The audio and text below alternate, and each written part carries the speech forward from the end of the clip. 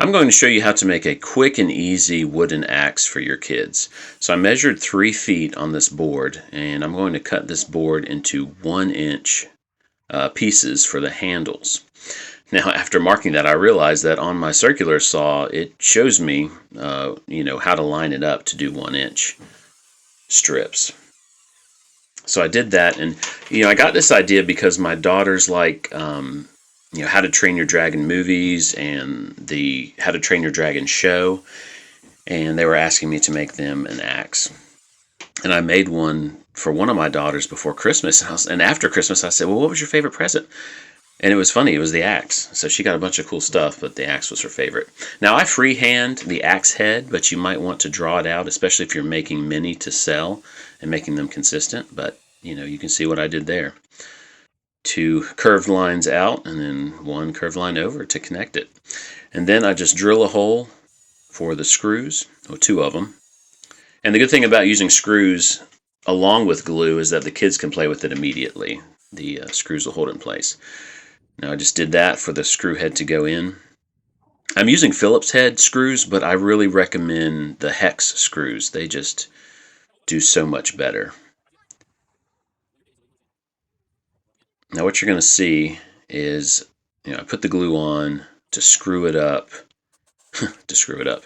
and then I realized that there's a gap. So I'm going to take the screws out and grab a clamp. And then I did that for the rest of them. Clamped it in. You'll see the glue squeeze out, which you always want. And then put the screws back in. And there you go. And then the next step is to use a router. I love this $30 hand router from Harbor Freight because I can keep different router bits. They're so cheap I can have a couple of them. And this is, I believe, a 1/4-inch round over bit. And so you just do both sides.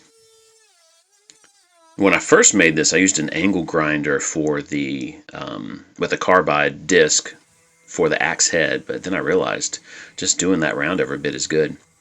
And then I sanded it to just 150. I started with 150, ended with 150. I probably, if I was selling these, I would go to 220. Now, one of my daughters asked for a different one, so I'm showing you that here. This is going to be a double-headed axe. And so I did draw it out there because I wanted it to be symmetrical and to match pretty well. So you'll see I'm just using my jigsaw to cut that out. Jigsaw is such a valuable tool if you make charcuterie boards or anything like that. You need curves. I did get a bandsaw for Christmas, but I wanted to show you this with a less expensive tool. You could borrow somebody's jigsaw if you needed to. Alright, so those are the 2 halves of the axe head. I had to go get a longer clamp. I love these clamps from Harbor Freight. I mean, you can tell I'm a Harbor Freight fan. And there's a charcuterie board to the left. Well, it's a cutting board that my oldest daughter put snacks for me. She was so sweet. So then for this one, I'm drilling holes at an angle. There's going to be just 1 on each side, 1 on the top, 1 on the bottom. And put the screw in there to keep it in place while the wood glue dries. And this is a really cool looking axe, I think. And again, I'm grabbing the router.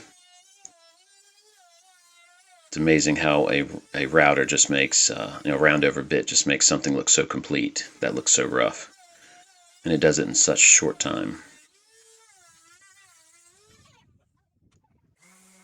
Alright, then sand that one. Now we're putting oil on the ones that just have the one-sided axe. And I'm using mineral oil. Very inexpensive. This wood, so I'm blessed to be in North Carolina where ambrosia maple, that's the wood I'm using here, is very inexpensive. This is actually the least expensive wood at the hardwood store. Cheaper than poplar, which is crazy.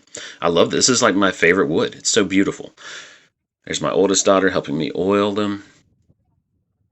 I probably have like $5 at most, maybe not even that, in wood for these. Because it's only $2.70 a board foot. So there's all of them complete, and then Andy wanted to paint hers.